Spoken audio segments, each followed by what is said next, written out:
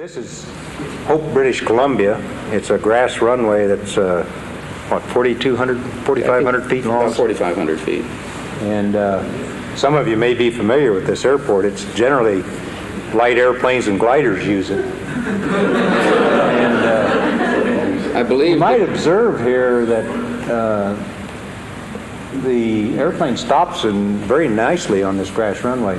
We did both dry grass and wet grass up there, but we had to call some tanker trucks in and have them spray or spread water on the airport to make it wet.